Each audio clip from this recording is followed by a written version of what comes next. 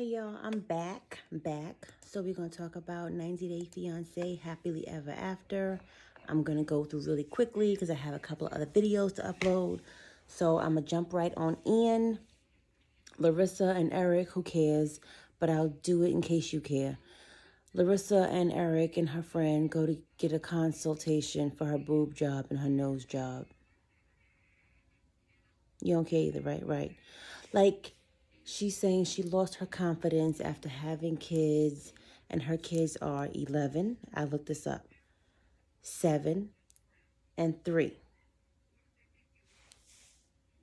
You over in America getting a $14,000 boob job.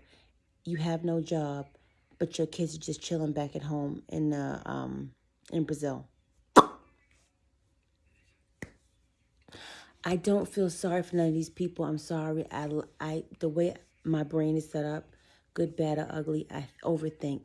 And there's no way I'm going to choose to live in a country without my kids to do cosmetic work.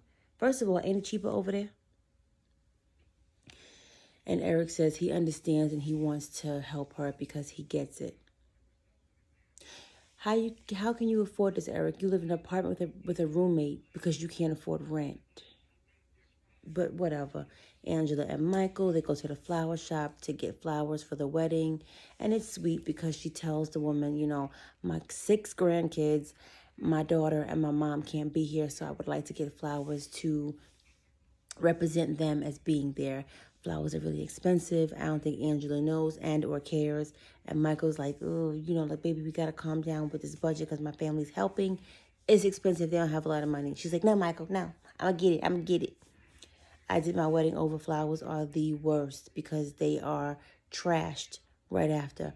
Unless you get flowers that you can put in vases around your house, it's a complete waste. And they're fake flowers. She's getting real flowers. But whatever. It's a sweet gesture. Nice, Angela. Then they go to the bachelor and bachelorette party that they combine. Why are you combining, Angela? Why are you? Because she said, I don't trust him. But she's about to get married to him. Okay.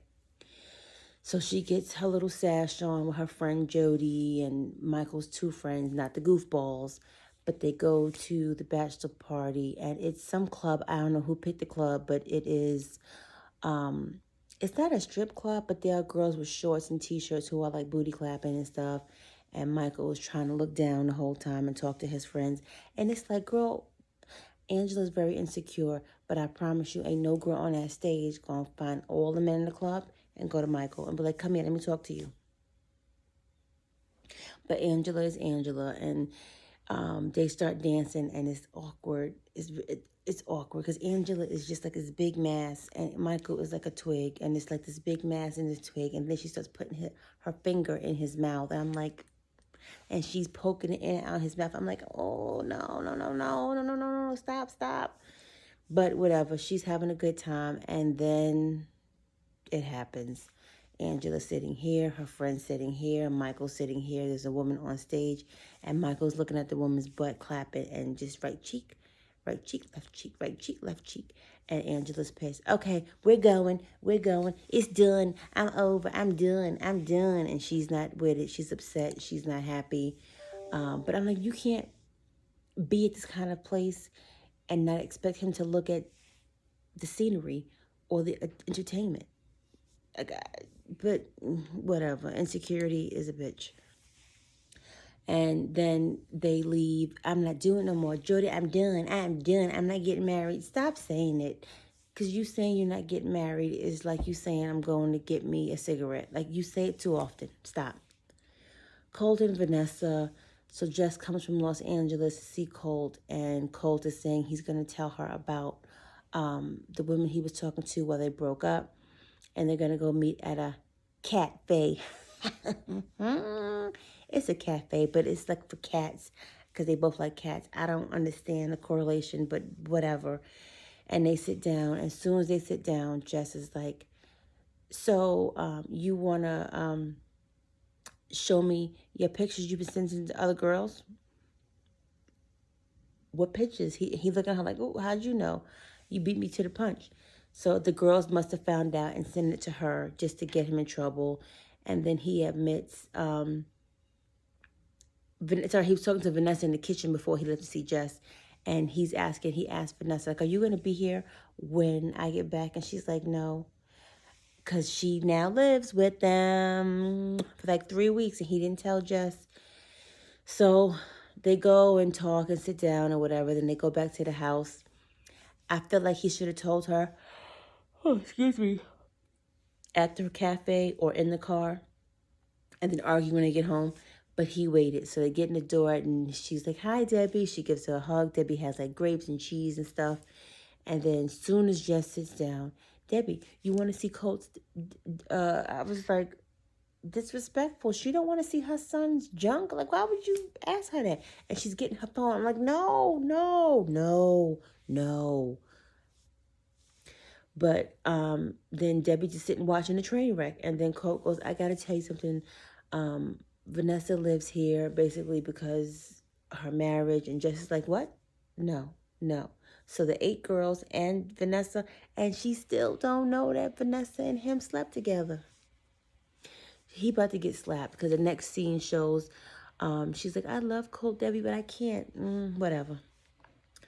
Libby and Andre, they're heading to the winery with the family, all of the family, and they're in the van. And, of course, the brothers start. So, Andre, there are a lot of pretty women in Moldova. Why would you find an American girl?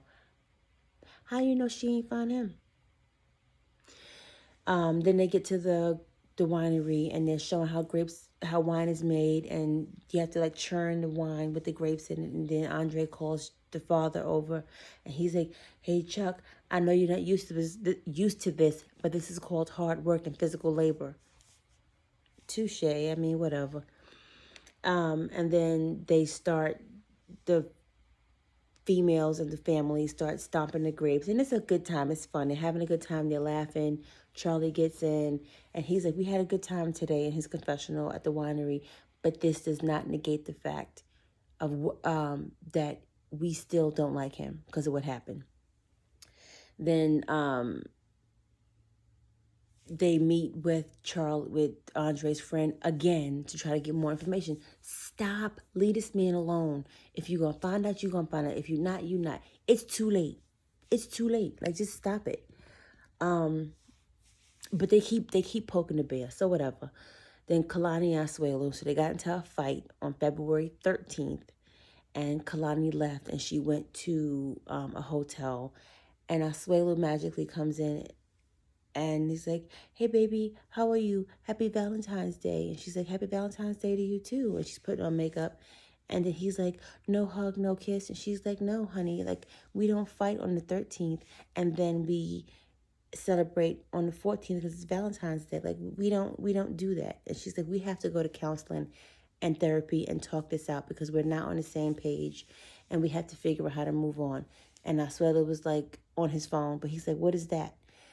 In other countries, they don't do therapy. They just keep going like that never happened, I guess. And he's like, I never heard of it, but I'll do it. And he's like, how bad is our relationship? Are you in the same situation I'm in? Somebody tell me what's wrong with the man so I could feel better and not give him so much. So they get back in the car and they're headed to the airport. And Kalani's in the car and she's like, this is the worst trip ever. And Asuelo's like, why? What do you mean?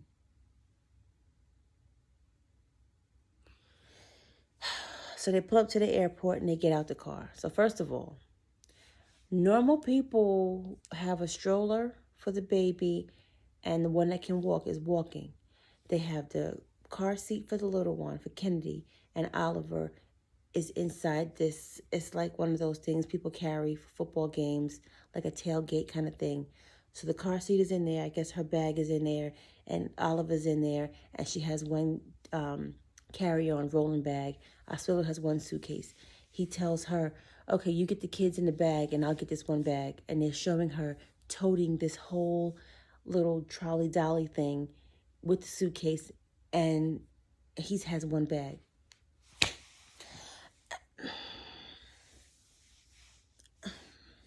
You did it to yourself. Like, you have one kid and you have problems. Why have another one? And then they show Kalani's confessional, and she's like, I don't want to be in this marriage anymore. I don't want to be married anymore. It's not, I guess, what she thought it was going to be. But in my logical mind, your ass should have thought about this before you got pregnant again. Met him, had sex with him unprotected. You did it to yourself. I don't feel sorry. I don't. That's my story. I'm sticking to it. Catch y'all next week. Bye.